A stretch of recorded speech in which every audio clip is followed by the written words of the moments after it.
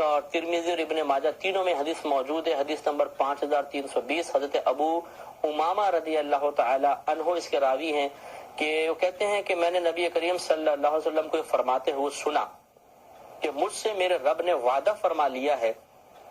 کہ میری امت میں سے 70,000 افراد کو جنت میں اس طرح داخل کرے گا کہ نہ ان کا حساب ہوگا اور نہ عذاب، اور ہر 1000 کے ساتھ 70,000،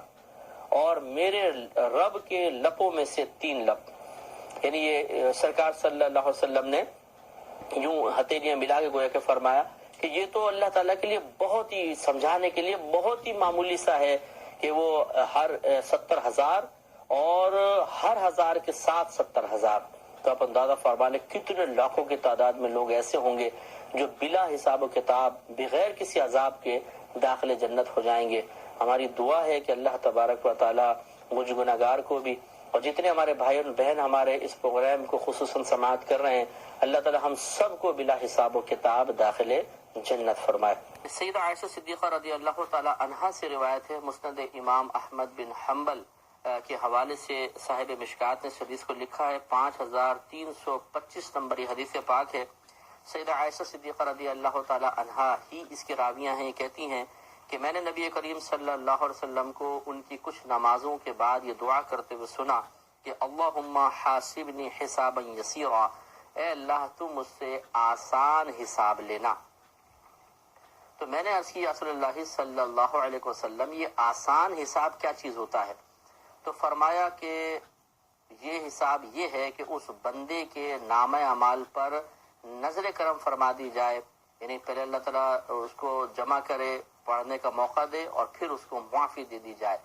کیونکہ جس کے حساب میں اس دن جرح کر لی گئی اور اللہ تعالیٰ نے گرفت شروع فرما دی، اے عائشہ وہ ہلاک ہو جائے گا۔ تو معلوم یہ ہوا کہ آسان حساب کی دعا ہمیں کرنی چاہیے۔ تو پہلے حساب کا تصور ہوگا تو اس میں آسانی طلب کی جائے گی نا، تو اس کا مطلب یہ ہوا کہ خود نبی کریم صلی اللہ علیہ وسلم تعلیم امت کے لیے حساب میں آسانی کی دعا فرمایا کرتے تھے۔ ہمیں بھی اپنی دعاؤں میں اس جملے کو شامل کر لینا چاہیے کہ اے اللہ ہمیں بلا حساب و کتاب داخل جنت فرما دے، اور میرا غالب گمان یہی ہے کہ اللہ تعالیٰ اس دعا کی توفیق اسی کو عطا فرمائے گا جس پر یہ انعام ہونا ہوگا، ورنہ عموماً بھول جاتے ہیں، ہم یہ دعا نہیں کر پاتے۔ لیکن یہ بھی نہیں ہے، میرا اپنا غالب گمان ہے، یہ بھی نہیں ہے کہ آپ یہ دعا مانگتے رہیں گے تو ضرور حساب و کتاب سے بچ جائیں گے، لیکن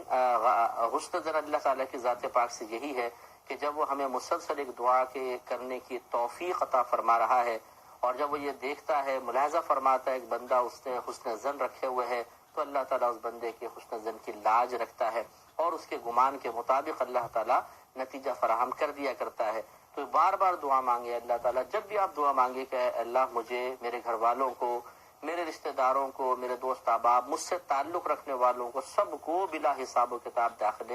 جنت فرما دے۔